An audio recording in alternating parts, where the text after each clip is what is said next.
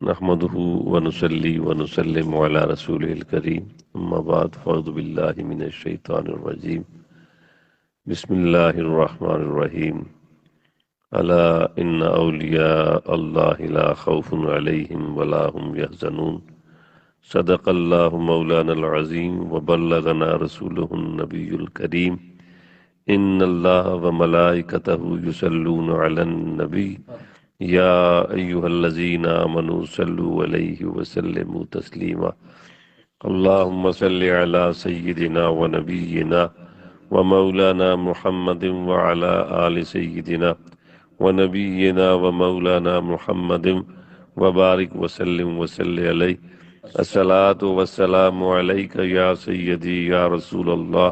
وعلى آلك وأصحابك يا سيدي يا حبيب الله الصلاة والسلام عليك يا سيد المرسلين وعلى آلك وأصحابك يا رحمة للعالمين۔ اللہ رب العزت اپنے خالق اور مالک کی بے حد تعریف ہم ثنا اور اس کے پیارے حبیب نور مجسم سرکار دو عالم صلی اللہ تعالی علیہ وآلہ وسلم کے حضور دل کی گہرائیوں سے بڑی ہی عاجزی اور محبت سے ہدیہ درود اور سلام کے بعد قابل صد احترام مسلمان بزرگوں، دوستوں، ساتھیوں، بھائی عزیزوں، اللہ کریم کا شکر ادا کرتے ہیں کہ اس نے آج بھی ہمیں اپنی یاد میں، اپنے پیارے حبیب صلی اللہ علیہ وسلم کی یاد میں اور اپنے نیک بندے، اپنے محبوب بندے، اپنے محبوبوں کے سردار، اپنے اولیاء کے سردار سیدنا شیخ عبد القادر جیلانی الغوث العظم قدس سر و نورانی کی یاد میں بیٹھنے کی توفیق عطا فرمائی۔ اللہ رب العزت نے اپنے اولیاء کرام کی شان میں قرآن حکیم میں ارشاد فرمایا کہ الا ان اولیاء اللہ لا خوف علیہم ولا هم یحزنون، خبردار ہو جاؤ کہ جو اللہ کے ولی ہیں انہیں نہ کوئی خوف ہوتا ہے اور نہ کوئی انہیں غم ہوتا ہے۔ جن کو اللہ اپنی محبت سے سرفراز فرما دیتا ہے، جن کو اللہ اپنا قرب عطا کر دیتا ہے، جن کو اللہ اپنے فضل اور اپنی رحمت سے نواز دیتا ہے، اور جن کو اللہ کریم جن کے دلوں کو اپنی طرف پھیر لیتا ہے، اور جن کو اللہ اختیار عطا فرما دیتا ہے،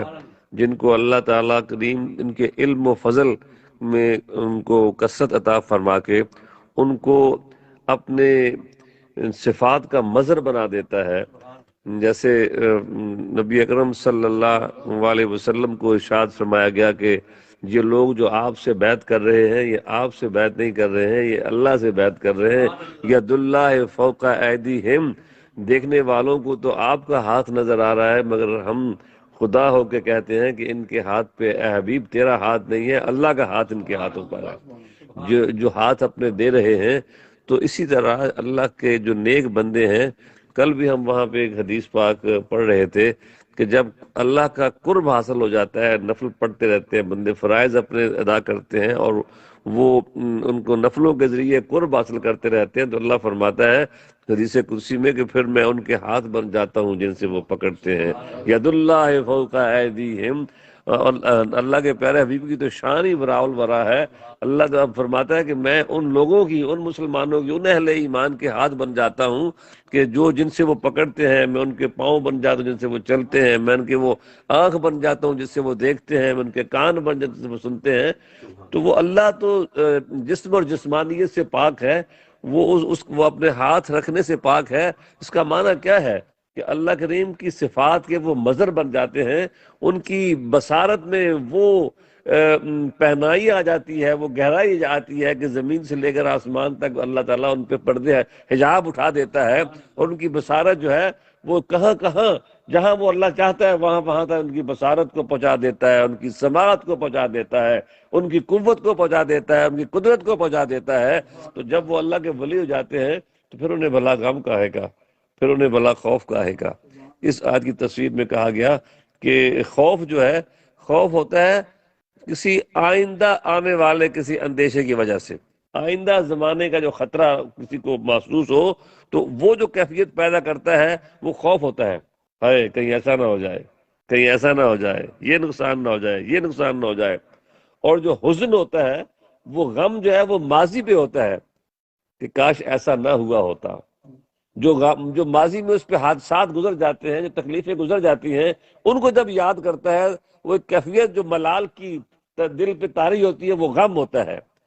اپنے اولاد کے بچھڑنے کا غم، ماں باپ کے بچھڑنے کا غم، مال کے چلے جانے کا غم، کسی دوست سے جدائی کا غم، یہ واقعہ ہو چکا ہوتا ہے. تو ماضی کے جو تکلیفیں ہیں، دکھ ہیں، درد ہیں، ان کو یاد کر کے جو دل پہ ایک ملال کی اور کیفیت طاری ہوتی ہے، اسے حزن کہا جاتا ہے. اور آئندہ آنے والے جو مستقبل کے جو اندیشے ہیں، ان کی وجہ سے تو رب فرماتا ہے جو میرے ہو گئے ہیں نا، نہ انہیں ماضی کا غم ہے، نہ انہیں مستقبل کا غم ہے. انہیں کوئی غم ہے ہی نہیں، نہ وہ خوف رکھتے ہیں، نہ وہ غم رکھتے ہیں. تو اللہ کے جو ولی ہیں، اللہ نے ایسے اہل ایمان میں سے جو اس کے مقرب بندے ہیں، جن کو اس نے اپنا قرب عطا کر دیا ہے، ان کو اللہ نے یہ شان عطا فرمایا، الا ان اولیاء اللہ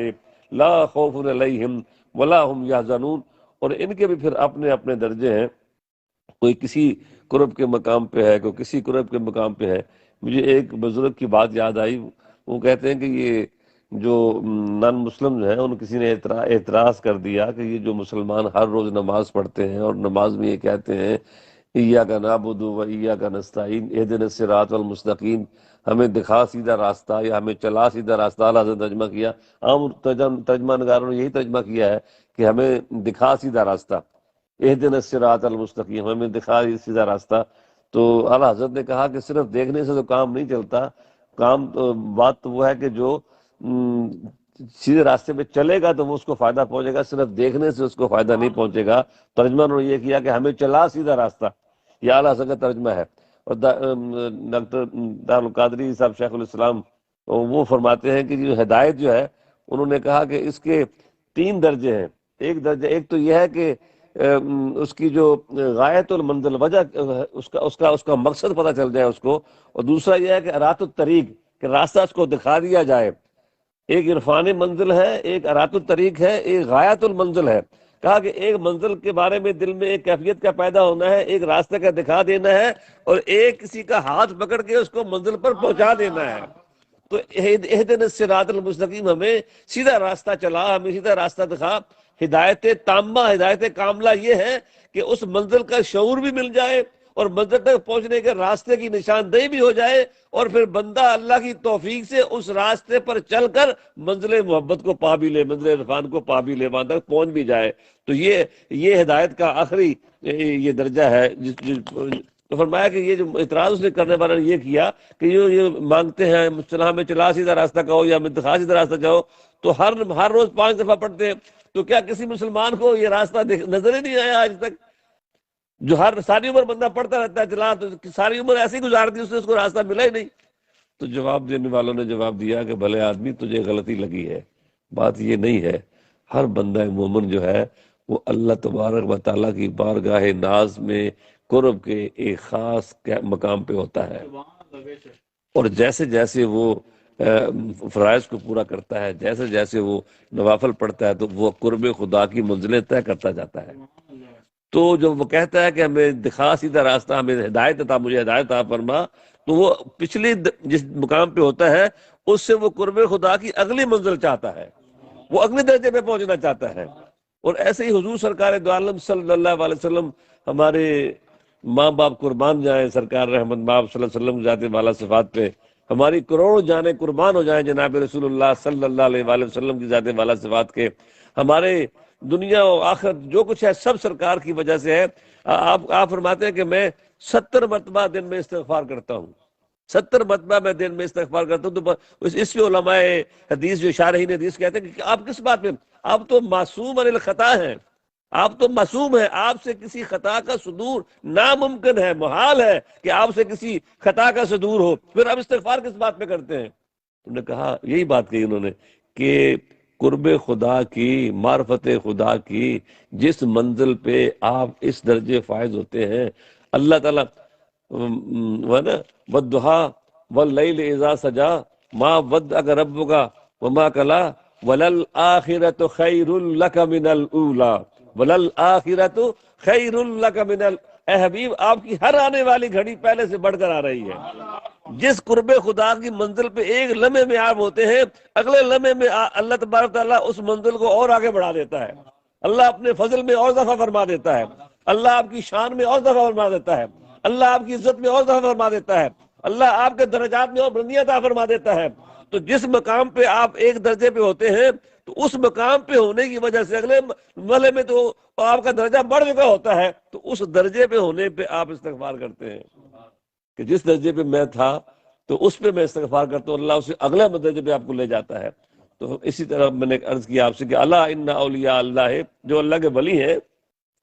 پھر سب کا درجہ برابر نہیں ہے۔ جیسے آیا نا تل کر رسول فضلنا بعد ملا بعد، جسے اللہ کے نبی ہیں، اللہ کے رسول ہیں، تو وہ سارے رسول ہیں، سارے نبی ہیں، مگر کہا کہ یہ اللہ کے رسول ہیں جس میں بعضوں کو بعضوں میں ہم نے درجہ دیا ہے۔ جیسے رسولوں کو بعضوں سے بعضوں میں درجہ، ایسے ہی ولیوں میں سے بعضوں کو بعضوں پر فوقیت دی ہے۔ اور جس کو سید الاولیاء بنا دیا گیا ہو، جس کو سید الاقطاب بنا دیا گیا ہو، جس کو قطب الاقطاب بنا دیا گیا ہو، جس کو غوث الاغواث بنا دیا گیا ہو، جس کو امام الاولیاء بنا دیا گیا ہو، جس کو رئیس المتقین بنا دیا گیا ہو، جس کو امام الاولیاء بنا دیا گیا ہو، اس کا بھلا پھر ڈنکا کیوں نہ بجے؟ آپ نے کہا کہ افلت شموس الاولین، جو ہم سے پہلے لوگ آئے تھے ان سب کے سورج آئے اور چمک چمک کر غروب ہو گئے، مگر اب اللہ نے مجھے وہ سورج بنایا ہے کہ اب عبدالآباد ہے، مجھے غروب نہیں ہونا ہے۔ حضور غوث پاک کو اللہ نے وہ درجہ دیا ہے کہ زمانہ جیسے جیسے آگے بڑھتا جا رہا ہے ویسے ویسے آپ کی یاد جو آگے بڑھتی چلی جا رہی ہے۔ تو کل بھی میں نے عرض کیا کہ 11ویں شریف کا جو سلسلہ ہے، مفتی احمد یار خان گجراتی علیہ الرحمہ نے یہ بات فرمائی تھی کہ اصل بات یہ تھی کہ آپ کو وہ اللہ تعالیٰ نے محبوبیت پہ فائز کر دیا تھا، اللہ نے اپنی محبت پہ یوں آپ کو نواز دیا تھا کہ آپ کے چاروں طرف جو لوگ رہنے والے تھے آپ کے زمانے میں، ہر طرف آپ کی محبت لوگوں میں پھیل گئی تھی اور لوگ آپ سے محبت کرتے تھے، لوگ آپ کو چاہتے تھے۔ اور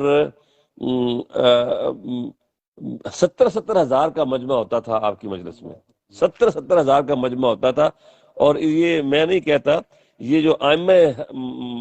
محدثین ہیں، یہ صرف ہم اپنے غلوب نہیں کرتے، اپنی محبت کی وجہ سے نہیں کہتے۔ ائمہ حدیث اور محدثین نے یہ بات لکھی ہے کہ 70 ہزار کا مجمع ہوتا تھا اور پہلی سب سے لے کر آخری سب تک سب برابر آپ کو سنتے تھے، جیسے آپ فرماتے تھے ویسے ہی آپ سنتے تھے۔ اور اگر کسی کو اس پہ دل میں خلش رہے کہ یہ کیسے ممکن ہے، یہ کیسے ہو سکتا ہے، تو ایک تو آج تو ہم زمانے میں انسان نے خود اپنے عقل سے اتنی ترقی کر لی ہے کہ یہ کارڈلیس فون جو ہے، جہاں ہم بیٹھتے ہیں ہماری آواز کہاں چلی جاتی ہے، ہم ویڈیو لنک آن کرتے ہیں تو اپنے پاکستان بیگ ہم اپنے والدہ والد سے ہم بات کر رہے ہوتے ہیں، اپنے چاہنے والوں کو دیکھ بھی رہے ہوتے ہیں اور بات بھی ان تک پہنچا رہے ہوتے ہیں۔ تو اگر فزیکلی جو سائنس ہے یہ ترقی کر کے یہاں تک پہنچ جائے تو اللہ تبارک تعالیٰ سے کسی کیا بعید ہے کہ وہ اپنے بندوں کو یہ اپنی رحمت سے یہ چیزیں عطا کر دے۔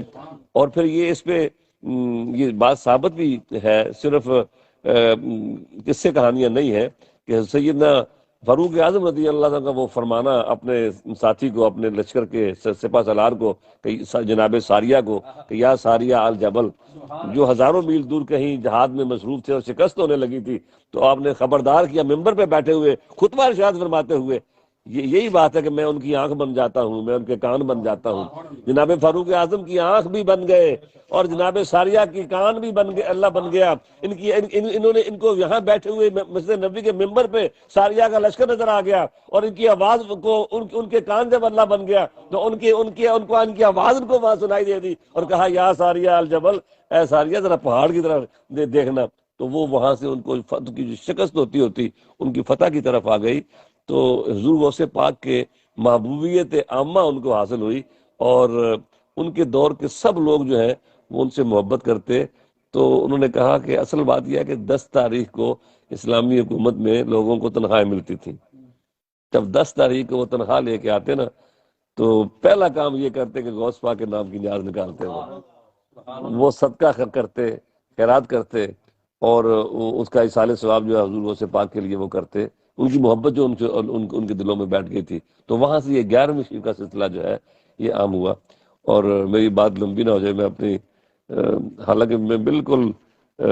خالی ذہن آ کے آپ کے سامنے بیٹھا تھا کہ میں کیا بات کروں، لیکن یہ حضور غوث پاک کا فیضان ہی ہے ان کا کہ ہم وہ گنگوں کو بھی زبان مل جاتی ہے اور بے معنی لفظوں میں بھی جان پڑ جاتی ہے۔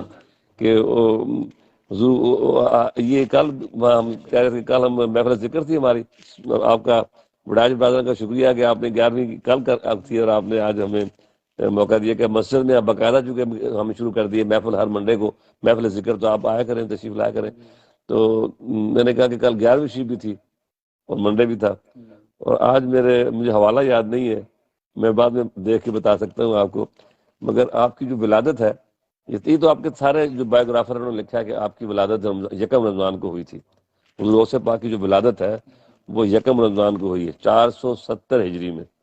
465 ہجری میں داتا صاحب کا وصال ہوتا ہے اور 470 ہجری میں غوث پاک جلوہ فرما ہوتے ہیں، اور 521 ہجری تک علوم فنون سارے سیکھ کر کے 521 ہجری میں آپ اپنا واعظ و نصیحت کا سلسلہ جاری فرماتے ہیں، اور یہ 561 ہجری تک یہ سلسلہ نور جو ہے یہ دریا جاری رہتے ہیں فیض کے آپ کے۔ تو یہ حضور غوث پاک کا جو پیدائش کا دن جو ہے یہ یکم رمضان ہے اور 470 ہجری ہے، اور اس سال میرے مطالعے میں یہ بات آئی کہ وہ مہینہ مارچ کا تھا۔ آپ کی ولادت یہ مارچ کا مہینہ جا رہا ہے نا، یہ 11ویں آپ کی جو آئی ہے یہ مارچ کے مہینے میں آپ کی ولادت جو تھی وہ مارچ کا مہینہ تھا، اور تاریخ 17 تھی، آج 15 تاریخ ہے۔ تو یہ آپ کو بڑی نسبتیں آپ کو اللہ نے عطا فرمائی ہیں۔ حضور غوث پاک کو اللہ تعالیٰ نے بہت درجہ اور بہت بلند رتبہ عطا فرمایا ہے۔ صرف ان کی کرامات کو بیان کر کے نہ رہ جائیں، ان کی زندگی جو ہے صرف کراماتی اور کرشماتی زندگی نہیں ہے، بلکہ ان کی زندگی ایک علمی زندگی ہے، ان کی زندگی تدریسی زندگی ہے، ان کی زندگی تعلیمی زندگی ہے۔ کم و بیش 13 علوم کا درس وہ روزانہ دیتے تھے، ہفتے میں 3 دن آپ واز فرماتے تھے، اور روزانہ اپنے شاگردوں کو آپ پڑھاتے تھے، اور 3 ہزار طالب علم جو ہے وہ آپ کے اس کے درس سے فارغ ہوتے تھے، اور آپ کی علمی تبحر کا یہ عالم تھا کہ ابن جوزی جو عمومی طور پر ابن تیمیہ کے فکر کے اور جو لوگ اولیاء کرام کو نہیں مانتے، ان تصوف کے کا جو انکار کرتے ہیں، ان کے قبیل کے آدمی مشہور ہیں، مگر وہ اپنے کسی عالم دین کے ساتھ حضور غوث پاک کی مجلس میں بغرض امتحان چلے جاتے ہیں۔ حضور غوث پاک کسی آیت پہ تفسیر بیان کر رہے تھے تو آپ نے اس آیت کی 11 تفسیریں بیان کی، 11 تفسیریں بیان کی، اور یہ دونوں جو عالم تھے، محدث تھے، بڑے پائے کے عالم ہیں وہ، تو وہ جب بھی آپ کو تفسیر بیان کرتے تو یہ دونوں آپس میں آنکھیں چار کرتے اور کہتے کہ مجھے پتہ ہے، مجھے پتہ ہے جو بیان کی، جو حضرت نے تفسیر بیان کی مجھے پتہ ہے، دوسری بیان کی مجھے پتہ ہے، تیسری بیان کی مجھے پتہ ہے۔ 11 تفسیریں آپ نے بیان کی، تو 11 کی 11 تفسیروں پہ ان دونوں علماء نے کہا کہ مجھے پتہ ہے، ہمیں پتہ ہے۔ اس کے بعد جب 12ویں تفسیر آپ نے بیان کی تو وہ دونوں کی آنکھیں حیرت سے پھٹی کی پھٹی رہ گئیں۔ پھر انہوں نے 13ویں تفسیر بیان کی، پھر انہوں نے 14ویں تفسیر بیان کی، پھر انہوں نے 15ویں تفسیر بیان کی، حتیٰ کہ 40 تفسیریں آپ نے اسے کہا کہ بیان کی۔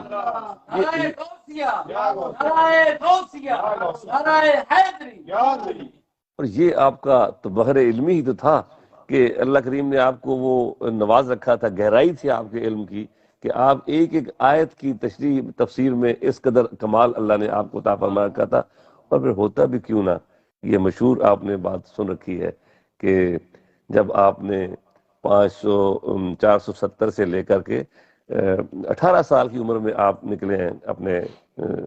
گیلان کے علاقے سے، ایران کا جو قصبہ تھا وہاں سے 18 سال وہیں رہے، اور اس کے بعد علوم کے حصول کے لیے بغداد تشریف آئے، تو آپ کی عمر مبارک اس وقت 18 سال کی تھی۔ 488 ہجری میں آپ وہاں پہ آئے ہیں پڑھنے کے لیے، اور پھر آپ نے اس دوران آپ نے مشکلات سہی ہیں، تکلیفیں برداشت کی ہیں، آپ نے جنگلوں میں درختوں کے پتے آپ نے کھائے ہیں۔ ہم تو اب تو 11ویں کے نام پہ کیسے کیسے کھانے ہم بناتے ہیں اور کیسے کیسے ہم کھاتے ہیں، کاش کوئی جانتا کہ 11ویں والے پیر جو ہیں ان کی جوانی کیسے گزری ہے۔ ساری ساری رات جو ہے اللہ کی بات کرنی ہے، اور یہ مشہور ہے، آپ کے بایوگرافر لکھتے ہیں، آپ کے سیرت نگار، کہ عشاء کے وضو سے آپ فجر کی نماز ادا فرماتے تھے۔ تو وہی کر سکتا ہے کہ جو ساری رات سوئی نہ ہو،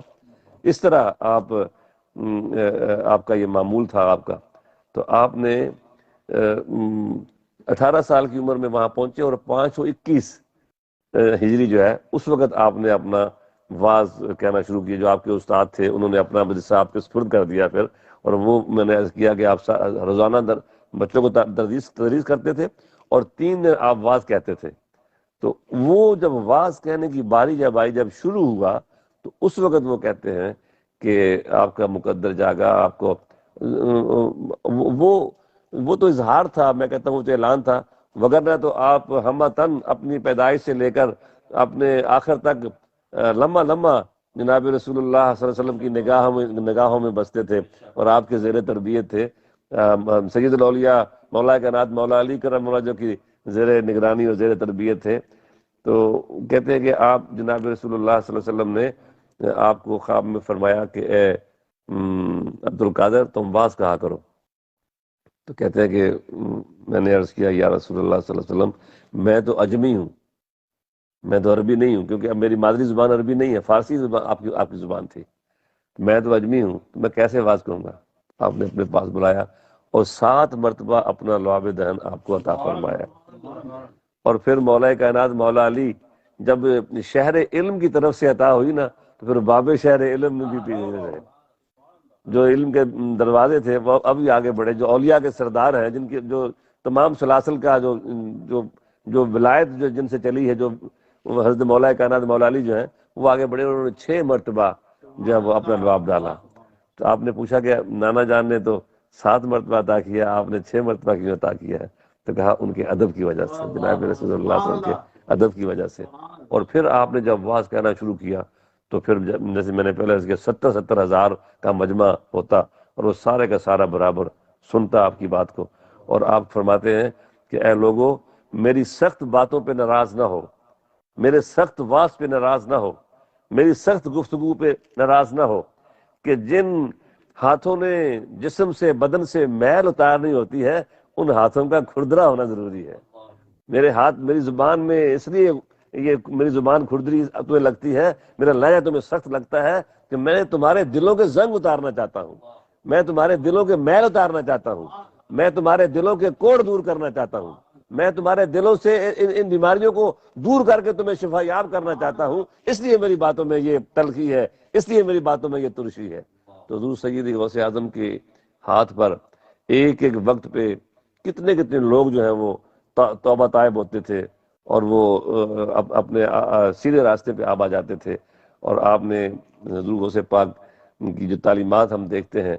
وہ صرف میں نے پہلے کہا, صرف کرامت جو ہے وہ چھپانے کی چیز ہے, معجزہ دکھانے کی چیز ہے. اولیاء کرام خود اپنی کرامتوں کا اظہار نہیں کرتے, کرامتوں کا تذکرہ نہیں کرتے. حضور غوث پاک کی جو ہم غیاب شریف کا اہتمام کرتے ہیں, آپ سے محبت کرتے ہیں, تو ہمیں یہ جاننا چاہیے کہ 18 سال کی عمر سے لے کر کتنے سال لگے ہیں حصول علم میں, حصول تعلیم میں, کتنے مراقبے آپ نے کیے ہیں, کتنے مجاہدے آپ نے کیے ہیں, کتنی تکالیف آپ نے کاٹی ہیں. آپ کی والدہ نے جب آپ کو بھیجا نا, ہے جب روانہ ہوئے تو والدہ رو پڑی. والدہ نے کہا, آنکھوں سے آنسو بہائے, اور کہا کہ بیٹا تو میں اللہ کے سپرد کرتی ہوں, اب قیامت کو تمہاری ملاقات ہوگی, اور میں یہ جدائی جو ہے یہ دین کے لیے میں برداشت کر رہی ہوں. ایک ہی بیٹے ہیں, شوہر موجود نہیں ہے, اور اپنے بیٹے کو بھی جدا کر رہی ہیں, تو یہ دین کے لیے تھا نا. اور یہ اس طرح کی چیزیں جو ہیں, پھر جیسے میں نے پہلے عرض کیا کہ قحط پڑ جاتا تھا, کھانے کو کچھ نہیں ملتا تھا, اور آپ بغداد شہر کے لوگ جو ہیں وہ جب قحط عام پڑا ہوا تھا, تو سب بغداد سے باہر نکلتے کہ درختوں کے پتے توڑے اور وہ کھائیں. تو آپ فرماتے ہیں کہ میں جس درخت کی طرف بڑھتا, پہلے ہی ایک ازدحام ہوتا مخلوق کا, اور وہ اس کے پتے سارے کھا جاتے. تو آپ ایثار فرماتے کہ چلو میں نہ کھاؤں, کوئی اور کھا لے. یہ شان ہے اہل اللہ کی, اولیاء اللہ کی. اور اسی میں جب آپ وہاں سے پتے بھی نہ ملے, تو بھوک کی وجہ سے آپ واپس آ گئے مسجد میں. جب مسجد میں آئے نا, تو ایک کوئی اجنبی مسافر جو ہے وہ کھانا سامنے رکھ کر وہ کھا رہا تھا, تو آپ بھوک سے بیٹھے ہوئے تھے. تو اس بندے کو, اس مسافر کو, اجنبی کو خیال آیا کہ یہ بندہ بیٹھا ہوا ہے, اس کو بھی اپنے ساتھ شامل کرتا ہوں. انہوں نے کہا کہ میرے پاس آ جاؤ, بلایا اپنے پاس, اور پھر اس نے اپنا ماجرا بتایا کہ میں گیلان سے آیا ہوں, اور مجھے ایک نوجوان کی والدہ نے مجھے کچھ پیسے دیے تھے، اور میں میرا زیادہ راہ ختم ہو گیا تھا، تو یہ جو میرے پاس میں کھانا لیا ہے یہ اس نوجوان کے پیسوں میں سے میں نے لیا ہے۔ تو تم جانتے ہو فلاں شخص، فلاں نام کا بندہ، کیا وہ بندہ میں ہی ہوں، میری والدہ نے آپ کو پیسے دیے۔ تو اللہ کریم نے ایسے اہتمام آپ کے لیے، ایسے اہتمامات آپ کے لیے کیے۔ تو اسی طرح ایک واقعہ پہلے بھی آپ نے سن رکھا ہوگا کہ ایک بزرگ جو ہیں حضور غوث پاک واز فرما رہے تھے، تو سامنے مجلس میں ایک ساتھ بیٹھے ہوئے وہ سو جاتے ہیں، ان کو اونگ آ جاتی ہے۔ جیسے کئی دفعہ گرمیوں میں ہم بھی جب نوجوان تھے تو امام صاحب جب واز کر رہے ہوتے تھے، خطیب صاحب، تو گرمیوں میں کئی دفعہ یوں بیٹھے بیٹھے اونگ آ جاتی تھی، اور اونگ سے وضو نہیں ٹوٹتا جب تک آپ گر نہیں جاتے۔ یا تو آپ سہارا لے کے ہو، سہارا لے کر اگر آپ کو اونگ آتی ہے تو وضو ٹوٹ جاتا ہے آپ کا۔ اگر سہارا نہیں لیے ہوا، ویسے آپ کھڑے ہیں یا آپ بیٹھے ہیں تو اونگ آ گئی ہے تو اس سے وضو نہیں ٹوٹتا آپ کا۔ تو وہ جو بیٹھے ہوئے بزرگ تھے ان کو اونگ آئی، سو گئے پورے۔ وہ غوث پاک نے اپنا واز کہنا ترک کیا، ممبر سے اترے اور آ کے دونوں ہاتھ باندھ کے اس کے سامنے کھڑے ہو گئے۔ جب ان کی آنکھ کھلی، اونگ جاری چلی گئی، جب آنکھ دیکھا کہ حضور غوث پاک تو وہاں سے آ کے میرے سامنے کھڑے، ہاتھ باندھ کے کھڑے ہوئے، تو انہوں نے کہا کہ حضور آپ آپ نے فرمایا کہ تم خواب میں کیا دیکھ رہے تھے؟ انہوں نے کہا کہ میں خواب میں جناب رسول اللہ صلی اللہ علیہ وسلم زیارت کر رہا تھا۔ کہا اسی لیے تو میں ممبر کو چھوڑ کے یہاں پہ، وہ ہاتھ جو باندھے تھے وہ سرکار کے لیے باندھے تھے۔ تو یہ حضور غوث پاک کے بے شمار واقعات ہیں۔ اور سلطان صلاح الدین ایوبی کے جو والد ہیں وہ بھی ابھی سلطان ایوبی ابھی بچپن میں تھے کہ ان کے والد ان کو حضور غوث پاک کی بارگاہ میں لے کے آئے تھے۔ اور جو سلطان صلاح الدین ایوبی نے جو فلسطین فتح کیا تھا، جو بیت المقدس فتح کیا تھا، وہ ایسے نہیں تھا، اس کے پیچھے حضور غوث پاک کی دعائیں تھیں۔ اور یہ بھی بعض آپ کے تذکرہ نگاروں نے لکھا ہے کہ سلطان صلاح الدین ایوبی کی جو فوج تھی اس کے آدھے سے زیادہ جو لشکر تھا وہ حضور غوث پاک کا، وہ سلسلہ قادریہ میں وہ لوگ بیعت تھے، کہ وہ صوفی بھی تھے، درویش بھی تھے، اور وہ مجاہد بھی تھے۔ تو حضور غوث پاک کی تعلیمات جو ہیں، اللہ تعالیٰ مجھے اور آپ کو اس پہ عمل کی توفیق عطا فرمائے۔ ہمیں اللہ تعالیٰ قرآن پاک پڑھنے، تفسیر پڑھنے، سرکار کی حدیثیں یاد کرنے، اور اپنی اصلاح نفس کرنے، اپنی کمیاں کمزوریاں دیکھنے کی ہمیں اللہ تعالیٰ توفیق عطا فرمائے۔ جیسے کل میں نے محفل ذکر میں آپ سے عرض کیا تھا کہ بزرگ فرماتے ہیں کہ جس بندے سے اللہ راضی ہوتا ہے نا، خوش ہوتا ہے، اس کو اس کے عیب دکھا دیتا ہے، اس کو اس کی اپنی کمیاں دکھا دیتا ہے۔ تو اللہ تعالیٰ سے دعا کریں کہ اللہ ہمیں اپنی کمیاں دکھائے، اللہ تعالیٰ ہمیں تکبر سے اللہ تعالیٰ ہمیں محفوظ رکھے، ہمیں اللہ تعالیٰ اپنے آپ کو بڑا سمجھنے سے اللہ تعالیٰ محفوظ رکھے۔ جن کی یاد میں ہم بیٹھے ہیں ان کی مشہور یہ واقعہ ہے آپ کی سیرت کا، آپ کی بایوگرافی کا، کہ آپ جب خانہ کعبہ میں جاتے ہیں اور غلاف کعبہ کو پکڑتے ہیں اور آپ دعا کرتے ہیں کہ یا اللہ قیامت کے دن تو مجھے نابینا پیدا فرمانا، میرے گناہ معاف فرما دے، اور اگر تو مجھے معاف نہیں کرتا تو کل قیامت کو مجھے نابینا پیدا فرمانا، تاکہ میں تیری مخلوق کے سامنے میں رسوائی سے بچ سکوں۔ وہی بات پہلے والی جو میں پہلے حضور نبی پاک صلی اللہ علیہ وسلم کے استغفار کی بات میں آپ سے کر رہا تھا، یہ جو اللہ کے نیک بندے، ایسا نہیں ہے جب ان کی زبانوں سے ہم سنتے ہیں نا کہ یا اللہ میرے گناہ معاف فرما دے، وہ بزرگ فرماتے ہیں کہ ان کی جن کو یہ خطا سمجھتے ہیں، وہ اگر عام لوگوں کو مل جائیں تو وہ بہت بڑا کوئی ثواب کا کام ہوگا۔ ان کی خطائیں بھی عام لوگوں کی نیکیاں ہوا کرتی ہیں، جن کو وہ خطا کہہ رہے ہیں وہ ہمارے لیے، وہ اگر ہم وہ کریں تو وہ ایک بہت بڑی نیکی ہوگی ہمارے لیے۔ کہ وہی بات ہے کہ قرب کے جس مقام پہ وہ ہوتے ہیں اس پہ وہ توبہ کر رہے ہوتے ہیں کہ مجھے اس سے بھی اس مرحلے اگلے درجے پہ ہونا چاہیے تھا، ہائے میں پچھلے درجے پہ کیوں تھا۔ تو یہ حضور غوث پاک کا یہ جو فیضان علمی ہے، ماشاءاللہ ہمارے بڑائی برادران کو اللہ تعالیٰ برکتیں دے، ان کو اللہ توفیقات سے نوازے،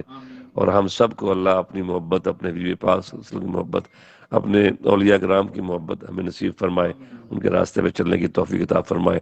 والسلام علیکم ورحمۃ اللہ وبرکاتہ۔